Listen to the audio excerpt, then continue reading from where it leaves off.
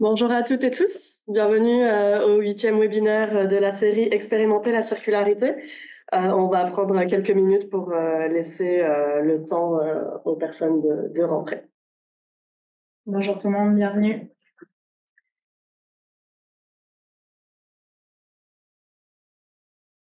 Il y a déjà 50 personnes, ouais, ça rentre vite. C'est un petit temps. Des fois, la salle d'attente lag un peu, mais là, ça va vite quand même. Ouais.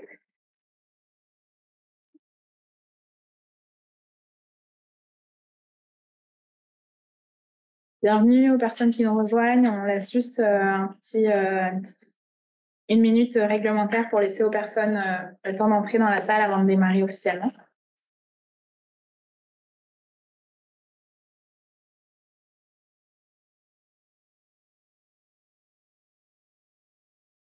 Bienvenue à nouveau à ceux qui viennent d'arriver. On va commencer à 11h02, donc on attend encore un petit peu.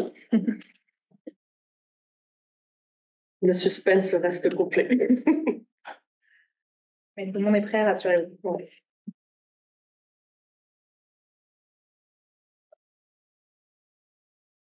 Bon, je pense que tu peux y aller. Ouais, on est presque pas mal au bout. Bon, je ne sais pas si au complet, mais en tout cas, il y a plein de monde qui est présent. On a plus de 90 personnes qui sont rentrées dans la salle. Donc, on va laisser les autres rentrer au fur et à mesure. Bonjour à toutes et tous à nouveau. Bienvenue à ce 8e webinaire et dernier de la série Expérimenter la circularité. Donc, je suis Alice, puis on vous accueille avec ma collègue Hortense, comme d'habitude. Pour la 8e fois. Et donc, on travaille toutes les deux au CERIEC, le Centre d'études et de recherche intersectorielle en économie circulaire, qui est basé à l'ETS à Montréal, où nous sommes présentement aujourd'hui avec nos invités. Donc, pour rappel, cette série de webinaires, elle est issue du projet du Lab Construction. C'est un laboratoire d'accélération en économie circulaire pour le secteur de la construction. Et le dispositif a permis de mener 19 projets en se basant sur la co-création et l'expérimentation terrain. Ces projets ont permis de tester et de démontrer des stratégies de circularité pour le secteur de la construction. Et ils ont été menés par un ensemble de porteurs et porteuses de projets issus de la recherche du secteur privé public. Puis c'est ces personnes qu'on a invitées à venir parler 2 fois par semaine depuis la fin mai pour raconter leur expérience et partager les résultats des projets du Lab Construction. Donc, on arrive à la fin de notre série, mais aussi à la fin de la chaîne de valeur du secteur de la construction. Après avoir mis en place toutes les stratégies d'économie circulaire possibles en amont, comme on a pu le voir dans les webinaires précédents, il faut quand même agir sur un enjeu majeur aujourd'hui, c'est la gestion des CRD, donc la gestion des résidus de construction, rénovation, démolition. Et donc, ça sera notre sujet du jour, puis on va explorer avec nos panélistes quelques pistes de réemploi et de valorisation de ces matières dans différents contextes. Donc, bienvenue à nos 4 invités. On a une table bien remplie aujourd'hui. Merci d'être avec nous.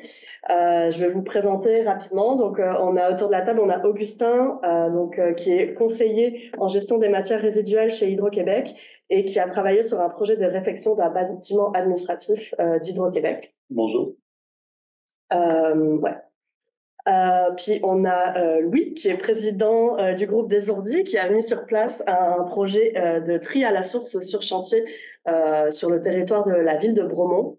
On a Maëlle, associé de recherche pour le réseau de recherche en économie circulaire du Québec, qui a travaillé lorsqu'il était à l'ETS puis chez Synergie Laurentide sur un projet de démantèlement des portes et fenêtres en vue de leur recyclage.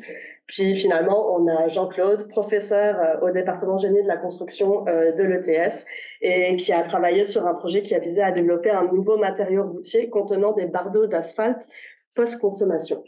Donc, bonjour. J'ai réussi à tout dire. Bonjour, bienvenue à tous les 4. Donc, avant de rentrer dans le vif du sujet, je répète encore les petites infos techniques habituelles. On est en mode webinaire. Vous pouvez poser vos questions dans la boîte questions-réponses, mais il n'y a pas de chat. Vous pouvez les poser par écrit. Merci à notre collègue Émilie qui va pouvoir y répondre à certaines questions. Puis les autres, on va y répondre en fin de session. Donc, n'hésitez pas à utiliser cette boîte questions-réponses. Ensuite, vous pouvez ajuster la taille de la présentation et de la vidéo avec la barre au milieu de votre écran pour ajuster en fonction de votre préférence. Puis, tous les résultats des projets d'expérimentation qui sont mentionnés dans les webinaires sont disponibles sur la plateforme du Lab Construction qui vous sera diffusée à la fin. On va vous partager le lien à la fin du webinaire. Par ailleurs, le webinaire est enregistré et il sera disponible sur la page YouTube du CERIEC et sur la plateforme du Lab Construction. Puis les webinaires précédents sont déjà disponibles sur la page YouTube du CERIEC, dont on vous met le lien aussi dans le chat. Donc, rentrons dans le vif du sujet. Je vais juste un peu mettre la table sur les enjeux autour de la gestion des résidus de construction, rénovation, démolition. Donc, depuis le début de notre série, on a regardé différentes thématiques autour de l'économie circulaire sous différents angles. Donc, l'angle technique, l'angle réglementaire, le niveau des pratiques. Puis, on a aussi regardé les pratiques en conception en amont, puis l'optimisation de l'utilisation des matériaux et des bâtiments au cours de leur cycle de vie. Donc là, vous voyez à nouveau le schéma des projets du Lab Construction, donc tout au long de la chaîne de valeur. Mais donc, comme je le mentionnais en introduction, même avec la mise en œuvre de toute cette stratégie d'économie circulaire en amont et au cours du cycle de vie, on doit quand même développer des solutions pour être capable de mieux gérer les CRD, mieux gérer la fin du cycle des matières. Donc, on parle de fin de cycle parce que dans une logique d'économie, de circularité, d'économie circulaire des ressources, on parle plus de fin de vie. On espère multiplier les cycles des matières. Et donc, c'est ça. La gestion des CRD reste un enjeu majeur au Québec, comme le montrent ces chiffres qui sont issus du bilan de la gestion des CRD publié par Recyc Québec en 2021. Donc, il y a 3,5 millions de tonnes de matières résiduelles générées par le secteur de la construction au Québec chaque année. Puis, sur ces 3,5 millions de tonnes, il y a seulement 53% qui est redirigé vers des centres de tri. En tout cas, en 2021, c'était les données. Puis sur ces CRD qui sont dans les centres de tri, il y a seulement 47% qui est effectivement valorisé ou recyclé. Donc, c'est principalement de la valorisation énergétique. Ce qui fait que sur les 3,5 millions de tonnes produites, il y a seulement 900 000 tonnes qui sont valorisées ou recyclées. Donc, on voit bien l'urgente nécessité de développer des solutions pour s'assurer une meilleure gestion des résidus de construction, pour augmenter leur taux de réemploi, de valorisation et de recyclage. Donc, une des solutions pour augmenter ces taux, c'est bien entendu le tri pour séparer les différentes matières. Puis ce tri peut être fait à la source ou bien dans des centres de tri. Et le choix de la meilleure manière d'option de tri, donc soit à la source, soit dans les centres de tri, va se faire en fonction de différents facteurs territoriaux tels que la densité du territoire, la distance des installations de tri existantes, puis l'importance, la quantité de matière à trier. Donc maintenant, après avoir mis un peu la base des enjeux au Québec sur cette question des CRD, je vais me tourner vers toi, Louis, parce que justement sur le territoire de Bromont, tu as fait le constat qu'il y avait une grande production de déchets de construction, mais pas d'installation pour les gérer. Donc pour l'instant, il n'y en a pas, mais peut-être qu'il va y en avoir dans le futur. Donc, toi, tu as décidé avec le groupe des Sourdis d'agir puis de mettre en place quelque chose. Est-ce que tu peux nous en dire plus sur ton projet de tri à la source sur chantier? Oui, certainement. Donc, on a décidé d'offrir le service de location de conteneurs de CRD là, un peu. C'est un hasard qui est arrivé comme ça parce que nous, à la base, on était une compagnie d'excavation. Puis c'est moi, au départ, qui allait porter les boîtes, là, dans le fond, carrément au site d'enfouissement. Puis je m'en suis rendu compte tout de suite. Même si je venais pas nécessairement de ce milieu-là, je me suis dit, dès les premières journées, je me disais, ça fait pas de sens de jeter ça systématiquement. Puis effectivement, dans le coin de Beaumont, puis dans la MRC Bromissisquoi, il n'y a aucune installation, il n'y a pas de centre de tri, il n'y a rien. Donc, on a commencé à penser à ça, puis ça a fait boule de neige parce qu'on s'est dit, pourquoi qu'on pourrait pas trier sur les chantiers? On a commencé à regarder un peu qu'est-ce qui se faisait ailleurs dans le monde. Puis là, finalement, on a monté un espèce de mode d'emploi, puis tout était à faire finalement, tout était à penser pour nous ici. Puis pour moi, spécialement, parce que je connaissais pas ça, donc pour le tri à la source, on a pensé à l'affichage, même à la formation des travailleurs, aux équipements qu'on avait besoin pour arriver à faire finalement le tri sur les chantiers, Là, à un moment donné, on s'est dit ça prend absolument quelque chose pour le réemploi, réutiliser les matières qu'on défait. Souvent, on est appelé à faire de la démolition, on a changé notre vocabulaire. Maintenant, on dit on fait de la déconstruction. On s'est vite rendu compte qu'on peut récupérer plein de choses. Donc, il a fallu mettre ça sur pied aussi en même temps pour réussir à arriver avec quelque chose qui était efficace finalement dans le trait à la source. Il fallait se trouver des débouchés. Donc, c'est ce qu'on a fait. L'origine du projet, c'est vraiment ça. On s'est dit, après ça, on a tout mis ça en place. Là, finalement, on s'est retrouvés quelque part là-dedans. Puis on a travaillé avec vous autres là-dedans. Puis vraiment, on a appris beaucoup. Puis finalement, on a fait un projet pilote sur le tri, sur les chantiers qui a été vraiment très révélateur puis qui a été très positif dans le sens que ça va super bien. L'acceptabilité sociale des travailleurs, travailleuses, des entrepreneurs, de tout le monde. Vraiment, on a eu une super bonne... on a été accueillis avec ça. Tout le monde a bien participé, fait qu'on a des super bons résultats. On a réussi à trier à la source près de 400 tonnes, dans le fond, de résidus de CRD. Puis notre taux d'efficacité là, est à 80% environ, là, de soit qu'on a fait du recyclage, de la valorisation ou le réemploi, dans le fond. Notre but ultime, c'était carrément de détourner de l'enfouissement les matières. Puis on a réussi, là, après beaucoup de travail, mais ça a super bien été. Dans le fond, on a réussi à faire ça. On est très fiers des résultats. Puis c'est encourageant pour la suite aussi. Là, dans le fond. Ouais, puis le matériau principal, c'est ça que vous avez constaté, c'était le gypse et le bois. Ouais, finalement, on s'est rendu compte que le gypse et le bois, c'était deux matières qui, c'est ça qu'on avait le plus. Puis, tu sais, dans le fond, en le triant à la source aussi, ce que ça fait, c'est que ça aide beaucoup à trouver des débouchés parce que nos matières sont pas contaminées. Fait que le gypse, on l'a déjà séparé. Même encore aujourd'hui, là, on continue, dans le fond, à faire le tri à la source. Puis présentement, on est en train de bâtir notre centre de tri. Mais même si le tri à la source est fait, quand ça arrive au centre de tri, c'est déjà soit pré-trié ou déjà trié comme parfaitement. Fait que c'est moins de travail. Puis, dans le fond, le résultat ultime qu'on veut, c'est avoir des matières qui sont pas contaminées par d'autres choses. Puis le gypse, ben souvent, ça, c'est une matière qui contamine vraiment beaucoup. Fait que nous, maintenant, on l'accepte même plus dans nos conteneurs, on le met vraiment en part. C'est-à-dire, on l'accepte, mais dans des conteneurs séparés pour le gypse. Puis cette partie-là du gypse, c'est souvent quand même assez facile à gérer parce que le temps que le gypse soit qu'on l'installe ou qu'on l'enlève sur un chantier, généralement, c'est une courte période de temps, fait qu'on est capable de le gérer. Maintenant, il y a des enjeux à ça, mais on est quand même c'est assez facile à gérer.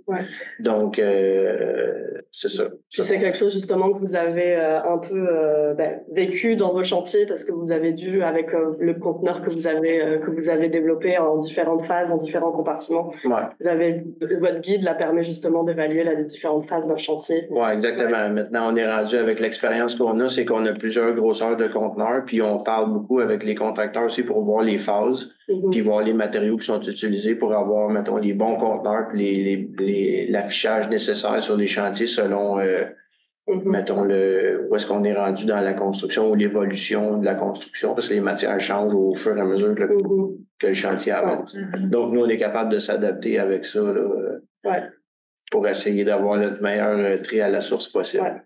Super. Super. Fait qu'on voit finalement, c'est ça, c'est l'engagement des travailleurs aussi. Là, dans vraiment, on s'en est rendu compte au début, on pensait que les contracteurs, on a vraiment pas eu l'impression qu'on les obligeait à faire ça. On a eu une participation, tout le monde était content de participer. Je dirais tout le monde, je dirais même les chauffeurs de camions, les travailleurs, tout le monde est comme fier de participer à ce projet-là. Mais ce qu'il faut dire aussi, c'est que tout le monde a embarqué parce que justement, ça a été rendu facile pour eux avec tous les outils que vous avez mis en place, que ce soit le matériel, l'affichage, la formation. Il y avait tout un système pour les soutenir là-dedans et pas que ce soit... Oui, c'est sûr qu'on est arrivé très, très, très préparé. Puis c'est sûr que pendant la période du projet pilote, on a pris beaucoup de notes. Puis après, on s'est ajusté sur quelques petites choses, mais disons qu'on était quand même super bien préparés. Puis la cueillette sélective, on parle de ça, mais ça fait partie aussi du tri à la source, c'est de sortir les déchets des rebuts de CRD. Puis ça, nous, avec la Ville de Bromont puis la MRC, on a réussi on fournit même les bacs de cueillette sélective, comme à la maison, finalement, sur les chantiers. Qui, dans mon sens à moi, c'est rempli de... Je veux dire, c'est pourquoi qu'on le fait à la maison, puis on le fait juste pas sur un chantier, tu sais, il n'y avait pas de sens à ça. Puis ça évite vraiment beaucoup de contaminer aussi les matières. Sinon, c'est parce qu'il n'y a pas de... Il n'y avait pas de plan B avant, tu sais, il y avait juste un conteneur sur un chantier, tout allait dedans. Fait que, tu sais, c'est... En faisant ça, ça aide beaucoup. Ouais. Oh, bon, ben voilà, quelques recommandations aussi. C'est sûr que d'obliger la gestion des résidus, tu sais, je veux dire, d'enlever les résidus domestiques, ça aide beaucoup. Puis on parlait ici à Bromont, ben finalement, il n'y a pas de cueillettes sélectives qui se font là. Donc, les chantiers qui sont faits dans le parc industriel, mais avec la ville, on a réussi à finalement pouvoir faire ça aussi, la cueillette sélective, là, pendant le temps de nos travaux. Super.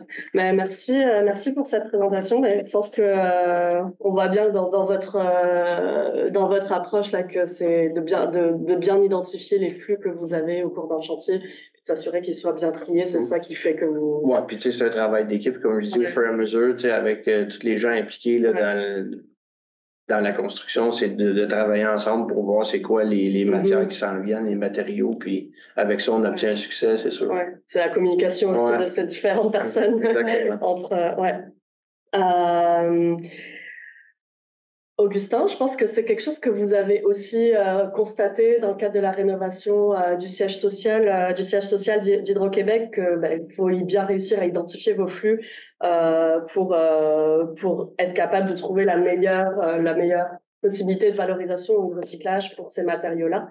Est-ce que tu veux nous en dire un peu plus sur votre démarche? Oui, absolument. Ouais. La direction de gestion des immeubles d'Hydro-Québec travaille actuellement sur la réfection de plusieurs édifices, dont le siège social, l'édifice Jean Lesage. La direction souhaite intégrer les meilleures façons de faire et intégrer plus de mesures de circularité dans ces projets.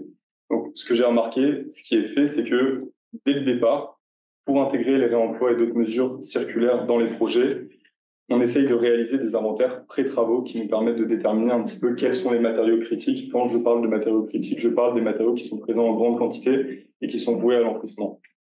Lors de la conception aussi, on peut pour rajouter d'autres mesures d'économie circulaire, on peut mettre en place des clauses dans nos appels d'offres. Karine en avait parlé dans un précédent webinaire justement. Au moment des travaux, les soumissionnaires doivent nommer un responsable de chantier qui devra s'assurer que les mesures inclus dans les appels d'offres sont respectés et que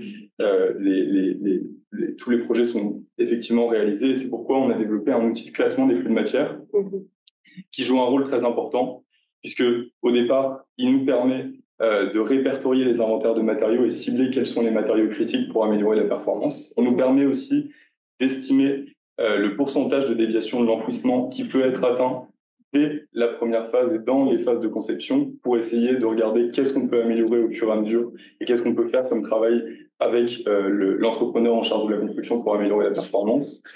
Et à la fin, ça nous permet aussi de mesurer la performance. On peut mesurer certains taux comme le taux de réemploi qui peut être interne, externe. On peut aussi mesurer le taux de recyclage ou encore de valorisation énergétique qui va nous permettre d'alimenter des rapports sur la gestion des matières résiduelles ou d'effectuer des bilans à la suite de nos chantiers. L'outil permet ainsi de mesurer la performance et c'est en effectuant cette mesure que nous aurons suffisamment d'éléments pour améliorer nos pratiques sur le long terme. C'est pour ça que je pense que c'est très important de mesurer nos flux. Aussi, j'ai remarqué que de manière générale, les coûts d'enfouissement étaient simplement mesurés à travers les tarifs de transport et d'élimination de la matière qui oscillent entre 100 et 150 $ la tonne au Québec, ce qui est un coût relativement faible. Pour vous citer un exemple, aujourd'hui au Québec, éliminer 6 tonnes de laine de verre, ça coûte moins de 1 000 $, ce qui est quand même assez percutant. C'est pourquoi il faudrait essayer d'intégrer en fait les coûts réels d'enfouissement, les coûts qui viennent s'additionner, donc aussi bien le coût de démantèlement de la main-d'œuvre que les coûts environnementaux qui sont associés et aussi les coûts de perte de valeur pour la société, puisque si une matière est éliminée, la société perd absolument tout, alors que si elle était réemployée, on pourrait dégager de la valeur. Et du coup, c'est assez malheureux. C'est quelques constats que j'ai pu effectuer. Puis inclure aussi dans le calcul-là l'aiguisement de la matière vierge que tu n'as pas besoin d'aller extraire avec tout son impact environnemental et économique. Effectivement, avec une ressource, on peut continuer à générer de la croissance et de la richesse. Ouais, c'est vraiment, je pense que c'est bien de remettre aussi en contexte le coût de l'enfouissement parce que c'est vrai qu'il est déconnecté finalement de la réalité en fait du coût que ça représente vraiment de disposer de ces matières-là. Puis justement, mais votre analyse, l'outil que vous avez mis en œuvre vous a permis d'identifier trois matériaux spécifiques pour lesquels qui étaient problématiques, pour lesquels il n'y avait pas nécessairement de débouchés ou de filière. Donc, est-ce que tu veux nous dire lesquels, puis pourquoi ils étaient problématiques? Effectivement. Alors, on a ciblé le gyps post-consommation, les tuiles acoustiques de plafond et finalement la laine de verre. Donc, dans le cadre de la rénovation du siège social, on a estimé qu'il allait y avoir à peu près 257 tonnes de gyps qui vont être évacuées du bâtiment, un peu plus de 143 tonnes de tuiles acoustiques de plafond et un peu plus de 6 tonnes de laine de verre. C'est des matériaux qui sont présents dans la plupart des bâtiments administratifs, ce qui fait que quand on les rénove, ces bâtiments, malheureusement, dans la majorité des cas, ça se retrouve à être enfoui. C'est pour ça qu'on a essayé de faire de la recherche et de trouver des moyens de les revaloriser. Pour parler du gyps brièvement, au Québec, chaque année, on en produit 500 000 tonnes. On en enfouit aussi 200 000 tonnes. C'est du gaspillage à grande échelle qui pourrait vraiment, qui mériterait d'être amélioré. Deloitte a fait une étude en 2018 qui montrait que les coûts pour la société s'élevaient à peu près 16 millions de dollars. Et si on revalorisait cette matière, on pourrait dégager des bénéfices qui s'élèvent à un peu plus de 4 millions de dollars de mémoire, ce qui est assez impressionnant en fait. C'est une opportunité réellement à saisir. Aujourd'hui, on ne peut pas réemployer le gyps parce que malheureusement, c'est une matière qui est trop fragile et qui a une trop faible valeur. C'est pourquoi revaloriser le gyps au Québec, ça doit passer par des recycleurs et des repreneurs. Actuellement, il y en avait un, mais qui a dû fermer ses portes parce qu'il ne respectait pas forcément les lois en vigueur. Et on pourrait aussi imaginer d'encourager les producteurs de gyps à éco-concevoir les futures plaques pour les rendre réemployables. Saint-Gobain est en train d'effectuer des tests pour les Jeux Olympiques de 2024. Peut-être qu'on verra cette technologie émerger, mais pour l'instant, on n'a pas plus d'informations. La laine isolante et les tuiles acoustiques sont réemployées en Europe. Il y a un certain nombre d'exemples qui le montrent. Ça présente des avantages économiques. Ça présente aussi des avantages sur le plan de la diminution des coûts d'élimination des matières dans les chantiers. Pour s'assurer de leur réemploi, il faut avoir des espaces de stockage et des méthodes pour s'assurer qu'ils ont gardé leur performance acoustique. Et malheureusement, au Québec, on n'a pas encore ces deux éléments qui sont alignés, mais c'est vraiment des opportunités à saisir. Ça peut permettre aussi à des gens de s'approvisionner avec de la matière qui coûterait moins cher et qui serait peut-être plus rare. Ce qui est du recyclage de ces matières, on a d'un côté la laine isolante qui n'est pas du tout recyclée au Québec ni en Amérique du Nord. Cependant, c'est fait par Isover en Europe. On transforme la matière en calcin pour la réintégrer dans la chaîne de production. On peut aussi, il y a quelques recherches scientifiques qui montrent qu'on peut l'intégrer dans la production de céramique à base de matières résiduelles. Ça améliore même ses propriétés d'ajouter de la laine de verre résiduelle. Et coup de chance, il y a la première usine de recyclage de tuiles acoustiques de plafond qui a ouvert en 1999 aux États-Unis. C'est à peu près à 8 heures de route de Montréal. Et on a un certain nombre d'études de cas qui montrent que faire appel à ce programme par rapport à l'enfouissement, ça permet d'économiser les GES, d'économiser de la matière, d'économiser des ressources énergétiques et même d'avoir une économie financière pour le requérant. Le constat que je peux faire sur ces trois matières, c'est que les coûts d'enfouissement sont vraiment trop faibles. Aujourd'hui, certaines technologies et certaines solutions ne sont pas réalistes parce que ça coûte moins cher de les enfouir. Si on avait une augmentation de ces coûts d'enfouissement, ça pourrait aider au développement de filières de revalorisation au Québec. Merci pour ce résumé, Augustin. On voit bien l'opportunité aussi d'aller voir ce qui se fait sur d'autres territoires aussi, mais bon, faut aussi assez bien pour s'inspirer, mais il faut toujours ramener ça au contexte québécois parce que la gestion des CRD, c'est vraiment quelque chose qui doit être vu de manière territoriale.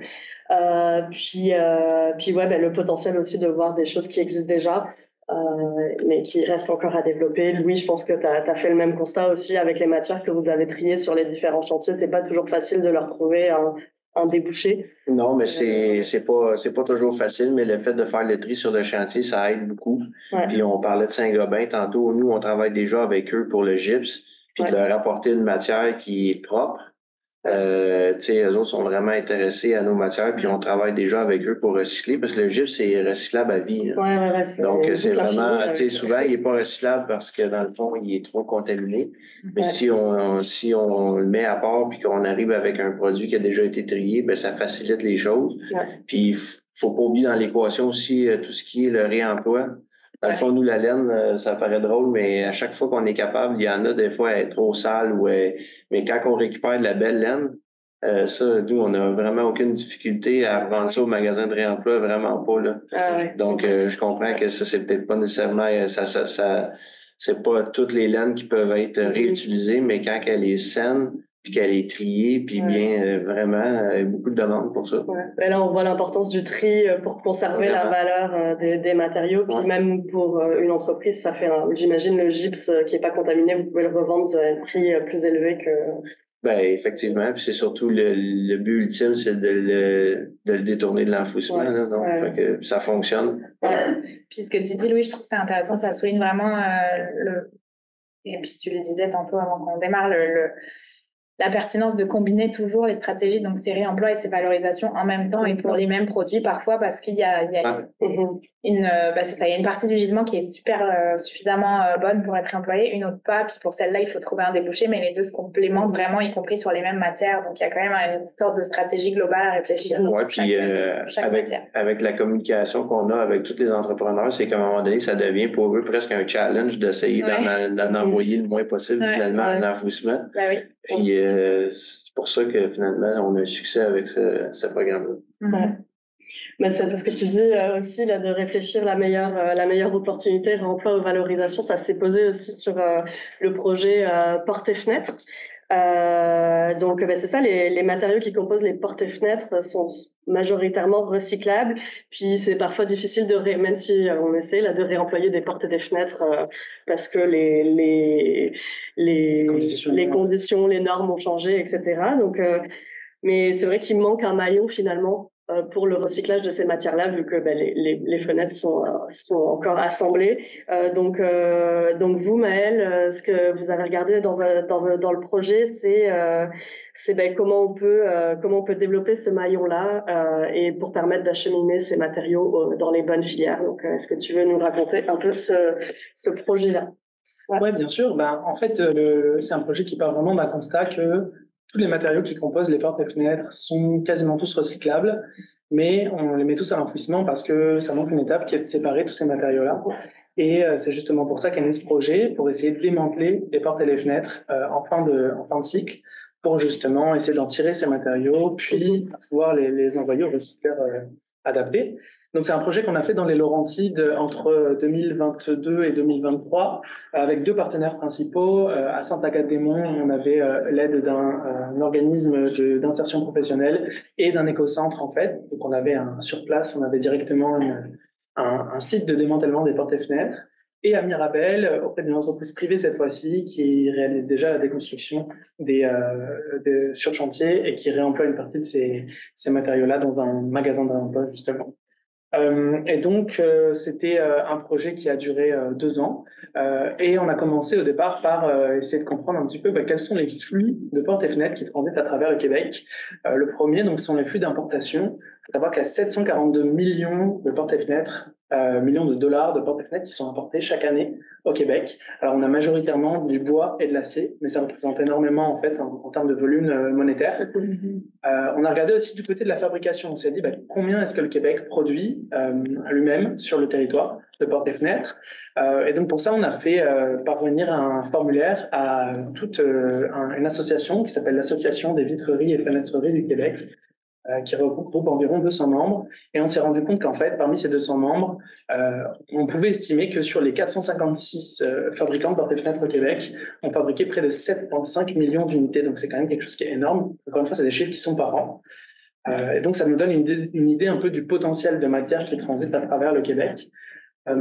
Notamment, on voit que dans la rénovation, en fait, c'est à peu près 47% de ces flux-là qui vont être des flux de fabrication qui vont être amenés dans toute la rénovation des bâtiments. Et donc, en fait, ça sous-entend aussi que s'il y a 3,5 millions d'unités qui sont rénovées, c'est-à-dire qu'il y a 3,5 millions d'unités, les vieilles unités, qui vont juste partir à l'enfouissement. Donc, ça nous donne un peu une idée de tout ce qui se passe. On a parlé aussi d'un petit peu d'installation. On voulait savoir, en fait, souvent, ce qui arrive quand on construit un bâtiment neuf ou quand on le rénove, les dimensions ne sont pas forcément les bonnes. Les specs des portes et des fenêtres ne sont pas forcément les bonnes quand on arrive sur chantier. Ben, ça représente à peu près 89 000 unités par an, qui sont juste pour des petits problèmes, en fait, de taille. Qui se retrouvent chez Reco, probablement. Dans le meilleur des cas. Dans le meilleur des cas, ouais. On aimerait bien que les 89 000... C'est ça. Donc en fait, on avait cette relation un peu privilégiée avec la VFQ, avec donc ce regroupement industriel, qui nous a permis d'aller creuser un peu plus en profondeur pour savoir quels sont notamment les types de collecte préférés par toute cette industrie, parce que c'est bien de vouloir les démanteler, mais il faut d'abord pouvoir les collecter. On a convenu qu'en fait, la collecte par conteneur sur chantier directement, c'était la manière la plus simple, avec éventuellement aussi un point de dépôt en écocentre. Donc c'est intéressant parce que c'est deux choses que nous, on a pu tester justement lors du projet. Pour l'organisation après sur le terrain, en fait, comment est-ce qu'on faisait pour passer, une fois qu'on avait collecté tous ces portes et fenêtres-là, comment est-ce qu'on faisait pour passer justement des portes et fenêtres telles quelles, des produits, à des matériaux qui sont séparés, qui sont triés, qui sont nettoyés.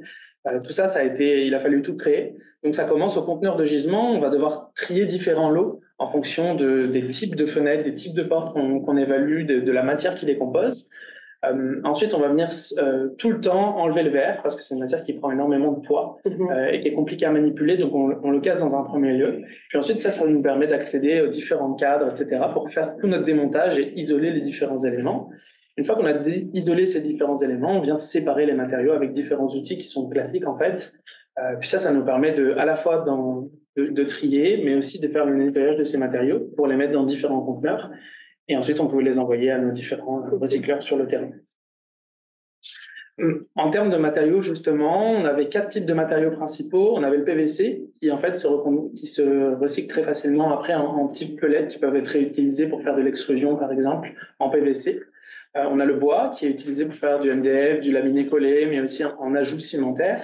Le verre, qui se recycle très bien pour faire du verre plat ou alors du verre, justement, de contenance qu'on appelle du verre creux. Puis le métal, bien évidemment, pour refaire des bio. Donc, c'est encore une fois que des matières qui se recyclent très bien. En termes de chiffres un petit peu, c'était donc 2 sites pilotes. C'est près de 400 heures de travail qui ont été mises pour démanteler près de 1150 unités. Ça fait environ 10 700 pieds carrés. C'est quand même quelque chose de costaud. Là, il faut essayer de visualiser cette quantité sur le sol. C'est quand même long. Pour ce qui est de la faisabilité, en fait, on s'est rendu compte que 85% des matériaux qu'on avait étaient récupérables. Donc, en fait, on s'est retrouvé avec seulement 15% qui finissaient ensuite à l'enfouissement. Le reste pouvait être recyclé. Donc, c'est des très, très bons chiffres. On ne s'attendait pas à avoir une aussi bonne capacité de récupération. Et en termes de rapidité d'exécution, on est plus sur du 3 unités par heure et par personne. Ça nous donne un petit peu une idée. Encore une fois, c'est fait à la main. Puis ça varie aussi en fonction de l'expérience. Sur un des sites, on avait vraiment des professionnels de la construction. On voit que ça allait quand même plus vite parce qu'on est avec des personnes qui sont habituées à utiliser de la machinerie, notamment. Pour ce qui est des matériaux récupérés, plus précisément, on voit que notamment sur ces 15 tonnes de matière qu'on a récupérées, en fait, on avait 17 tonnes de base de portes et fenêtres, puis on est venu en recycler en fait quasiment 15, donc c'est quand même des quantités qui sont quand même assez grandes, notamment du verre, qui compose en fait souvent à la fois les portes et à la fois les fenêtres, parce qu'il y a des grandes portes qui sont des portes vitrées. Et donc, en fait, on est presque à 8 tonnes de verre notamment, puis environ 3 tonnes pour le bois, le métal, par exemple. On s'est dit ensuite, en fait, avec ces matériaux, une fois qu'on les a en main et qu'ils sont triés, qu'est-ce qu'on en fait? Comment on vient contacter nos différents recycleurs? Et avec les différents partenariats qu'on a eus et les entreprises avec lesquelles on a fait affaire, on s'est rendu compte qu'on avait certains prix qui valaient plus le coup que d'autres, certains matériaux qui valaient plus le coup que d'autres, notamment le verre qu'on voit qui représente la majorité des quantités qu'on a. En fait, il a une redevance très faible de $40 par tonne, ce qui est quand même vraiment faible par rapport à la quantité qu'on a. Et on a d'autres matières comme le métal et le PVC qui sont de l'ordre de près de $200 la tonne, donc qui valent plus le coup. A contrario, le bois, par exemple, dans la forme que nous avions, en fait, coûtait $60 à recycler, $60 par tonne, ce qui va venir un peu ralentir un petit peu tout ce que nous, on veut faire, parce que finalement, ça nous enlève un peu de l'argent dans la trésorerie. Maëlle, juste une question de précision, ça inclut les coûts de transport ou pas? Non, c'est uniquement la redevance. Oui. Alors après, en fait, certains recycleurs incluent dans ce prix-là le coût de transport ou pas, mais c'est vraiment du cas par cas. Pas tout le monde. D'accord, merci. Pour ce qui est des différents apprentissages, on a quelques compromis, notamment un compromis très simple, c'est entre la rapidité et la précision. Plus on veut être rapide pour démanteler et donc gagner en coût d'opération, plus on perd en précision, donc on a de la matière de moins bonne qualité, donc on arrive moins à accéder à un recycleur ou à un coût intéressant, à une redevance intéressante. La performance, je l'ai dit, elle augmente avec la taille du lot, c'est-à-dire que plus on fait des lots similaires de matière, plus on gagne en fait en courbe d'apprentissage et donc plus on est capable de traiter rapidement. Pour ce qui est de la conception, il y a toujours un compromis qui est en fait de contaminer intelligemment. Ça, c'est vraiment un message pour les fabricants de portes et fenêtres, c'est de réfléchir à comment est-ce qu'on va contaminer, pourquoi est-ce qu'on va contaminer plutôt telle matière plutôt que telle matière quand on est à l'interface entre deux matières. C'est des problèmes qu'on a longuement eus et qui ont posé plein de problèmes en fait de notre côté. Puis enfin, quelques apprentissages aussi, vraiment, les objectifs de ce projet, si on veut le mener plus loin, ça va être vraiment de réduire les coûts. Donc que ce soit avec l'approvisionnement, aller chercher un approvisionnement qui coûte moins cher, aller chercher une moindre éventuellement qui va coûter moins cher, trouver des process de démantèlement éventuellement qui vont être plus pertinents et aussi industrialiser ces procédés avec de la machinerie. Et de l'autre bord, essayer d'augmenter les bénéfices. C'est vraiment ce qui pêche à l'heure actuelle, c'est qu'on fait trop peu d'argent avec la matière qu'on récupère. Donc aller chercher plus de revenus de vente, ou aller chercher encore une matière de meilleure qualité.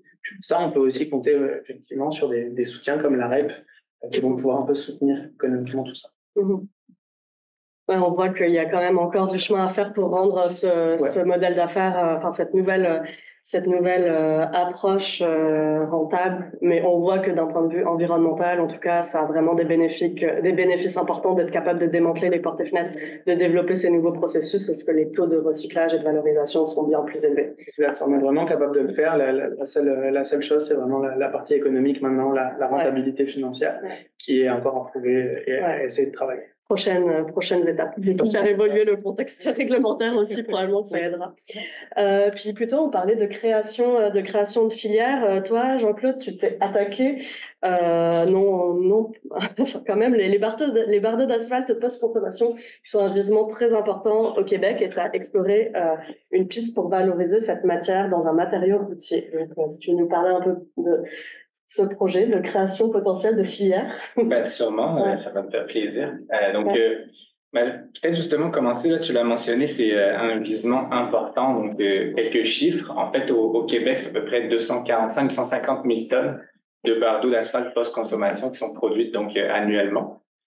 Puis quand on regarde une étude de Recyc Québec, en fait, on voit que ce matériau-là, il est très peu revalorisé. Donc, on parle d'à peu près 13% de la revalorisation.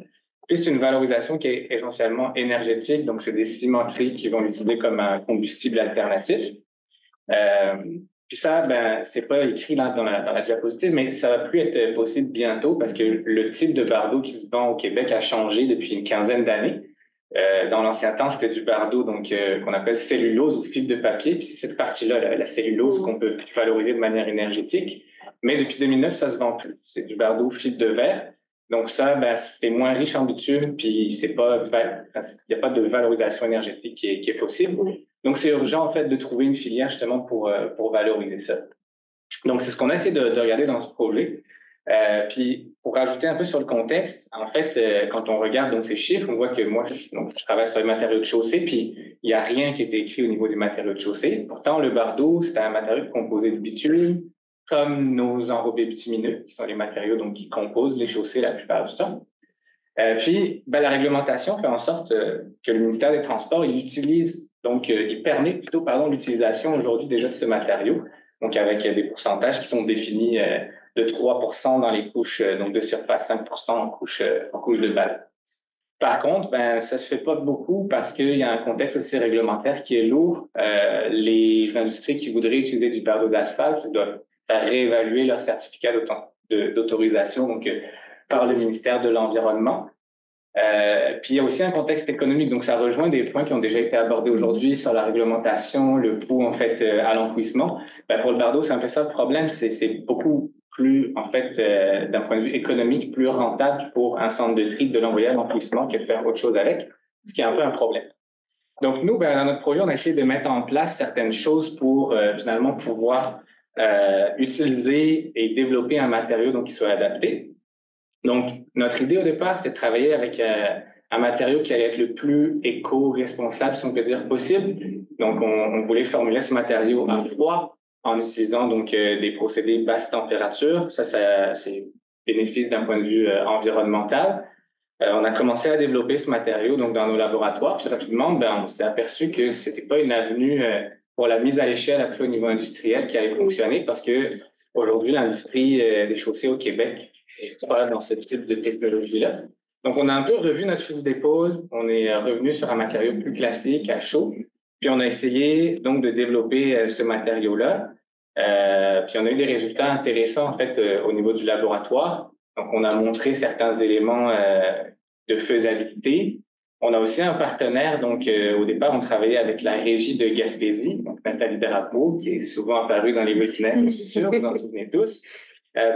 Donc, vous allez envoyer leur bardeau, puis au départ, c'est ça qu'on voulait faire. C'était un matériau pour la Gaspésie avec un emploi assez spécifique de revêtement de chaussées, en fait, non revêtues, comme forme d'abat-poussière, puis pour améliorer, en fait, la sécurité. Puis finalement, pour donc toutes les contraintes réglementaires, techniques que j'ai mentionnées, on s'est rabattu vers quelque chose de plus classique. Puis on a eu le soutien donc d'une compagnie qui s'appelle Beauval qui nous a aidé donc à formuler un matériau puis à tester ce matériau-là. Donc d'abord dans nos laboratoires, puis ensuite on a fait une mise à l'échelle, une petite mise à l'échelle. Donc c'est une planche, fait une petite surface d'enrobé avec bardeau d'asphalte qui contenait 10% donc de bardeau d'asphalte post-consommation qu'on a réalisé dans leurs locaux. Puis la pause s'est bien passée, il n'y a pas de défaut pour l'instant. Donc, ça montre que c'est toujours faisable. Puis c'est important parce je pense qu'il y a quand même encore une vue un peu il y a des craintes quand on ajoute un matériau en fin de vie ou qu'on appelle en fin de vie, que ça va diminuer la performance. Donc, il y a des points d'attention au niveau de la performance, c'est certain, mais c'est faisable.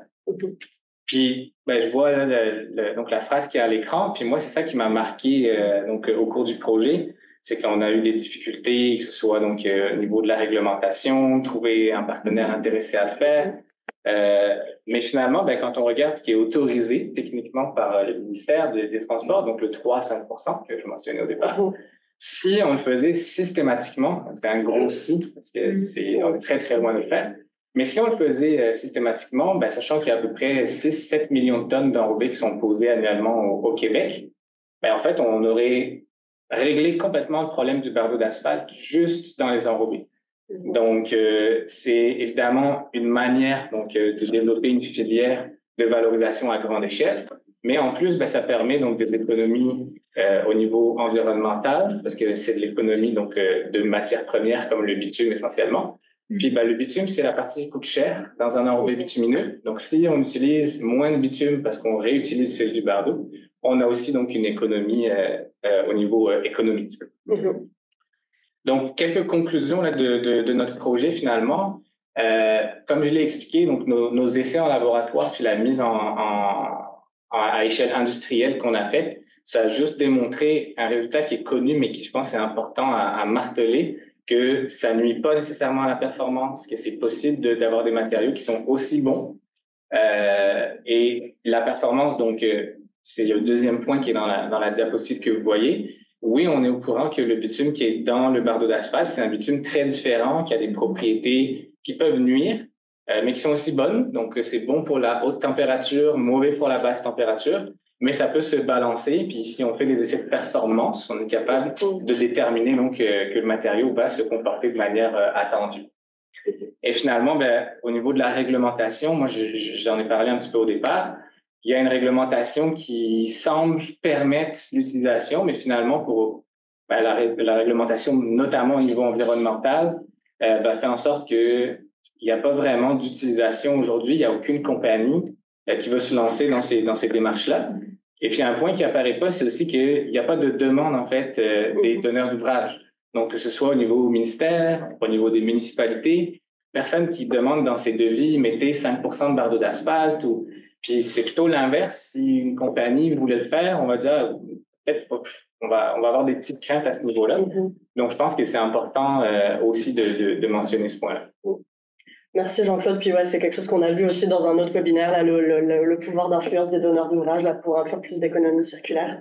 Ouais, puis j'allais dire, c'est intéressant parce qu'aujourd'hui, on parle de la fin de cycle, mais les derniers points que tu as amenés, Jean-Claude, on voit à quel point l'amont de la chaîne est important pour influencer ce qui peut se passer à la fin de la chaîne. Tu as parlé de la réglementation, puis notamment du régime d'autorisation qui a été traité par un des autres projets du Lab, où justement, il y a des recommandations pour fluidifier ce processus-là, ce qui viendrait inciter les entreprises à se positionner sur ces modes de valorisation. Tu as parlé aussi des craintes, puis ça, on l'a vu pour du long de la chaîne de valeur. Il y a encore beaucoup de pédagogie à faire et de lever ces craintes-là, puis des donneurs d'ouvrage. Donc là, on retourne tout en amont de la chaîne et de dire si au départ de tout, il n'y a pas la demande du client, du donneur d'ouvrage, tout le reste va moins bien découler, puis ça va être beaucoup plus possible. Donc tout ça se boucle même à la fin de la chaîne. C'est vraiment intéressant. Ouais. Bon, je pense merci d'avoir présenté vos beaux projets. Pour juste un peu récapituler avant de passer à la période de questions, je voudrais vous poser, en fonction de votre expérience du milieu, là, de ce que vous avez vécu, c'est quoi pour vous les prochaines étapes pour arriver à développer des nouvelles filières, puis d'assurer là une meilleure, plus d'opportunités pour la gestion des CRD au Québec? Maëlle, tu veux y aller? Oui, bien sûr. Moi, je pense qu'il y a une grande partie économique en fait qui pose problème là-dedans, à différentes échelles. Déjà, on l'a vu sur le cadre de ce projet-là, c'est comment est-ce qu'on fait pour viabiliser tout le recyclage, tout ce qui va être le démantèlement dans mon cas, mais aussi tout ce qui va être le transport dans des cas plus généraux, le tri à la source effectivement. Pour certaines entreprises, c'est pas automatique, ça va demander un coût, même si on se rend compte finalement que ce coût-là, en fait, il est contrebalancé après coup, c'est pas quelque chose qui est naturel pour elles. Donc toute la partie économique, je pense qu'il faut vraiment qu'on arrive à réassurer sur le fait que c'est quelque chose qui peut être bon. Il faut juste essayer de tenter et de prendre les bons leviers et de mettre en place justement tous ces leviers pour faire en sorte qu'une fois que la boucle se boucle, on arrive à en tirer des avantages. Augustin, toi, je pense que au niveau du tri à la source, c'est hyper important. On a aussi besoin d'augmenter le nombre d'expérimentations pour avoir des vraies études de cas québécoises qui nous permettent de mesurer, par exemple, certaines initiatives, autant sur le plan économique que sur le plan du temps que ça prend.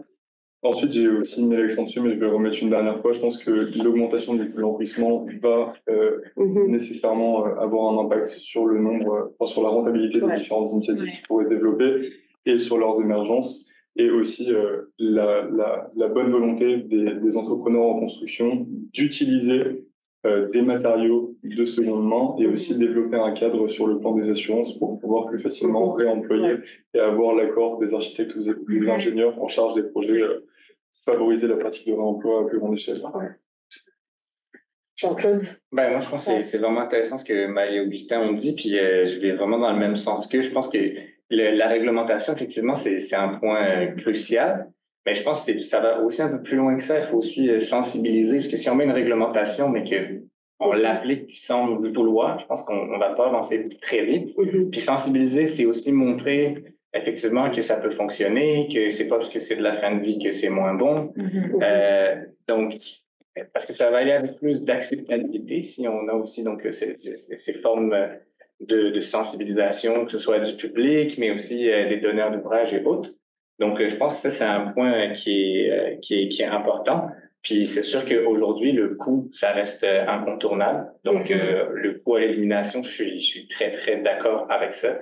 C'est un point qui vient avec. Et puis, peut-être une dernière chose aussi, c'est peut-être aussi une forme de logique qu'on a aujourd'hui quand on met des règlements. Ça va être pour limiter la quantité de nouveaux matériaux ou de matériaux recyclés. Puis on pourrait avoir une logique totalement inverse, puis de dire c'est un minimum qui est requis. Et c'est possible. Donc, c'est toutes ces questions-là, je pense, qui doivent être réfléchies et débattues. Oui, pour clore. Pour clore, moi, je veux juste aller dans le sens de la sensibilisation. Là, moi, je le vois, ça fait un effet boule de neige, puis plus les gens sont informés, sont sensibilisés, puis ils voient, ça fait un effet boule de neige. Puis d'ailleurs, c'était un peu ça notre problème, c'est que nous, on avait prévu faire un centre de tri, on s'était dit, c'est dans notre... on va faire ça, puis quand on a terminé notre projet pilote, on pouvait juste pas arrêter parce que tous les contracteurs qui avaient participé voulaient juste pas arrêter. Là, fait qu'on est d'accord, on peut pas arrêter ça là, mais c'était juste d'en parler, puis de le faire, puis concrètement de voir la différence. Ça travaille fort ça dans le fond, ça parle. Ouais. Ben merci à tous les quatre. Hortense, est-ce qu'il y a des questions? Il y a plein de questions intéressantes, je suis sûre. Oui, il y a beaucoup de questions. Ouais. Donc, plusieurs personnes qui vous remercient, les intervenants, pour votre apport. La question des modifications réglementaires et de ce qu'il faudrait, on vient de l'aborder à l'instant. Donc, on a parlé du coup de l'enfouissement, puis peut-être du support aussi, formation, sensibilisation. Aussi, il y a plusieurs personnes qui me demandent si les outils qui ont été mentionnés aujourd'hui sont disponibles. Donc oui, ils le sont. Alice va vous parler de la plateforme dans une minute. Donc ça permet de répondre rapidement. Vous allez trouver tout ça en ligne. Une question pour Maëlle, je pense, mais peut-être aussi Louis. Puis tu en as touché un mot, mais sur la question de la contamination, là c'est sur le PVC en l'occurrence. Est-ce que tu peux en dire un peu plus sur les opérations que vous avez faites? Est-ce qu'il y a des enjeux de contamination au niveau du démantèlement? Oui, plein d'enjeux, justement, c'est pour ça que... Pas de problème avec les enjeux. Oui, on peut y aller.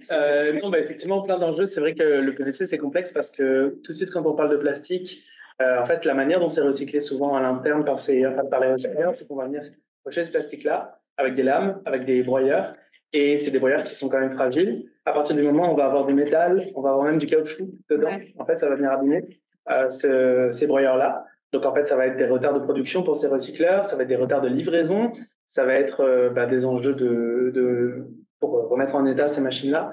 Et donc, tous ces recycleurs sont ont peur de mettre de la contamination dans leur approvisionnement. Et donc, justement, pour ces raisons, il faut être très, très précis, avoir une bonne relation de confiance aussi avec eux. Puis au niveau des scellants, des cols et tout, est-ce que vous les avez enlevés ou est-ce qu'il y avait un taux qui était toléré par le recycleur? Alors, il y a quand même un taux qui est toléré. Ça va dépendre du type de scellant. Il y a des scellants qui sont très proches du PVC, qui sont admissibles dans leur procédé. Ça va vraiment dépendre ça va dépendre de chaque recycleur. Mais une partie, généralement, on demande un taux de contamination de 3% à peu près. Okay. Ça se fait quand même assez bien parce que quand on retire, en fait, ça va un peu dans le geste.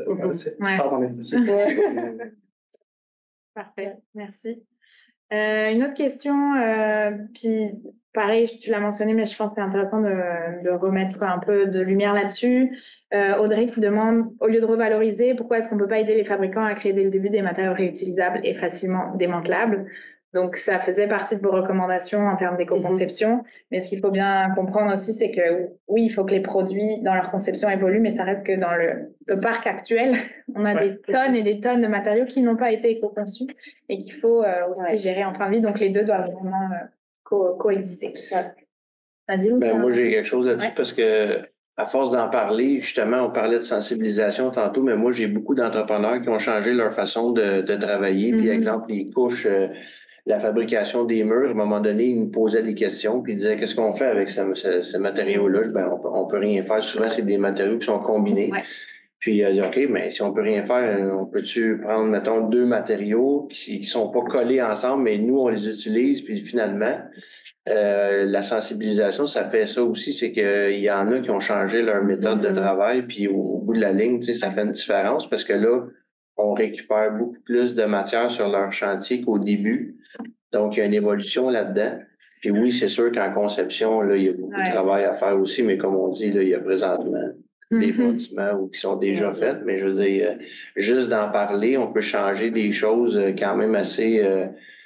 ça peut se faire quand même assez rapidement. Puis moi, j'en ai plusieurs qui ont changé des façons de travailler pour essayer d'avoir encore un meilleur rendement. Puis ça, c'est intervenu parce qu'ils ont compris ce qui se passe à la fin de la chaîne avec leurs matériaux, donc ils comprennent aussi l'enjeu. Oui, puis là, nous, on a une ligne SOS-TRI, là, donc on se fait appeler, qu'est-ce qu'on fait avec ça? Là, finalement, ça, on peut rien faire. Comment on peut rien faire? Mais pourquoi? Puis là, on pose des questions. C'est pour ça que je dis, tu sais, ça intéresse beaucoup de gens. Puis là, il y en a qui changent. Puis, ultimement, ça change, ça vient justement, exactement, ça améliore le résultat.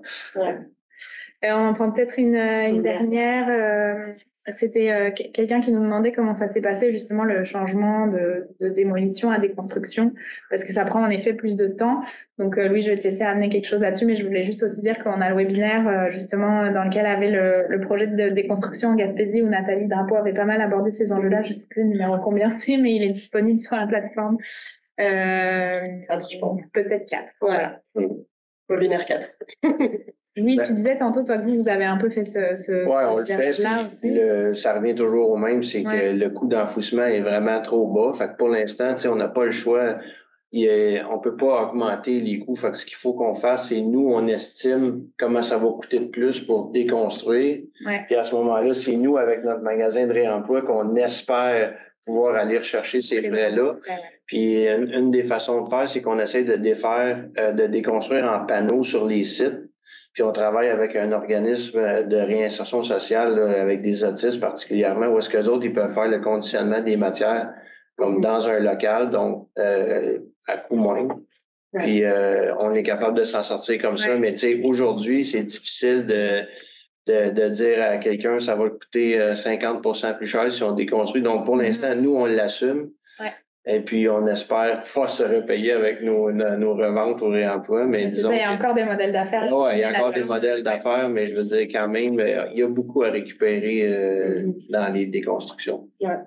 Et ça aussi, ça a été un switch chez Hydro-Québec. Exactement. Au niveau des clauses, essayer d'intégrer des clauses sur le réemploi, Karine a dû en parler en mention. Et puis, comme le disait Louis, je pense que c'est une transition à amorcer. Il faut essayer de mettre de l'avant, tester, montrer qu'on est en mesure de fournir des matières, en fait. C'est sûr que si le prix de l'enfouissement était le double, ben, ça serait plus facile. Ça serait déjà réglé. Le message est clair. Non. Je veux dire, mais. C'est le genre du ministère. Ouais, c'est ça. Ouais, super, merci à tous les quatre. C'est vraiment super intéressant de voir là les différents angles qu'on peut prendre pour aborder cette question. Puis aussi Jean-Claude là avec un peu intersectoriel là entre un bâtiment et une chaussée, il y a des matériaux qui peuvent être on peut y réimaginer plein de possibilités là pour réemployer, revaloriser les matériaux issus de la construction. Donc, si certaines de vos questions n'ont pas encore été répondues, on met nos courriels dans le chat, donc vous pouvez nous les envoyer par courriel, puis on pourra les dispatcher après aux panélistes au besoin. Et puis, comme indiqué au début du webinaire, puis dans les webinaires précédents, vous retrouvez tous les études, les résultats des différents projets sur la plateforme du Lab Construction. Elle vient d'être mise en ligne, donc c'est constructioncirculaire.com. C'est une version bêta, donc n'hésitez pas à nous envoyer si vous avez des commentaires, des points d'amélioration là-dessus. On les prendra avec plaisir. Puis encore une fois, vous pouvez voir les autres webinaires sur la page, sur la plateforme ou sur la page YouTube du CERIAC. On vous met aussi le lien dans le chat.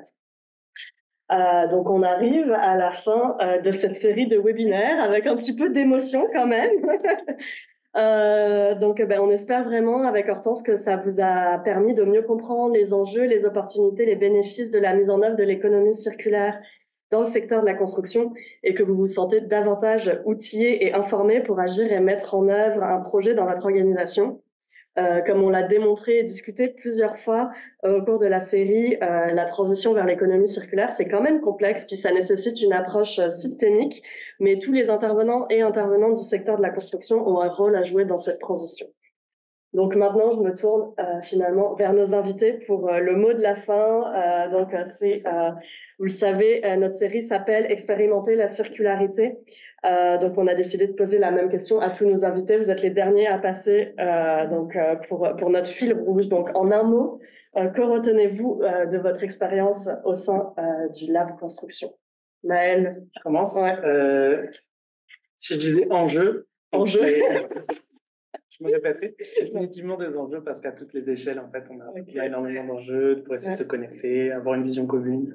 Mais c'est pas une mauvaise chose, c'est bien parce qu'on vient lever ces enjeux-là, justement. Bon, merci. Louis?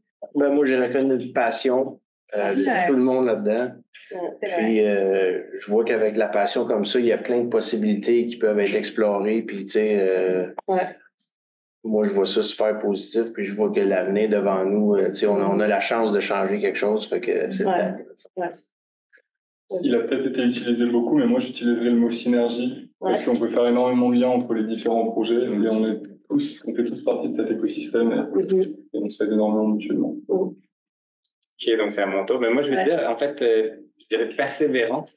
Parce que je trouve que c'est plus facile d'abandonner quand on voit tous les enjeux, justement, puis les problématiques. Mais je pense qu'on n'a pas le droit d'abandonner parce que c'est tellement important pour notre futur, pour tous les enjeux qu'on connaît aujourd'hui. Donc, ça vaut le coup de persévérer. Ouais. Donc, persévérer. Ouais. Je pense que tous autour de la table, vous êtes des persévérants avec les différentes... Là, on présente les résultats, mais effectivement, il y a eu des embûches dans pas mal des projets, mais vous avez réussi. Merci à tous les quatre. En petite surprise, on n'a pas pu intégrer les 4 derniers mots qui viennent d'être mis, mais on vous présente un nuage de mots, des différents mots qui ont été cités pendant toute la série. Donc, on voit quand même des choses assez positives qui montrent l'optimisme puis la volonté là de s'engager ensemble vers la transition. Ce côté rassembleur du lab construction. Donc, je pense qu'il y a une certaine cohérence dans tout ça. On ajoutera vos mots pour la version finale. Donc, on arrive à midi pile. Merci encore à nos invités, Maëlle, Augustin, Jean-Claude et Louis. Merci Hortense. Merci Carl et Émilie encore pour votre soutien technique. Et puis merci à vous de nous avoir suivis pendant cette aventure de 4 semaines. On se quitte pour de bon cette fois-ci, mais n'hésitez pas à nous contacter pour toute question et pour en savoir plus sur la suite du Lab Construction. Bonne journée à tous. Merci.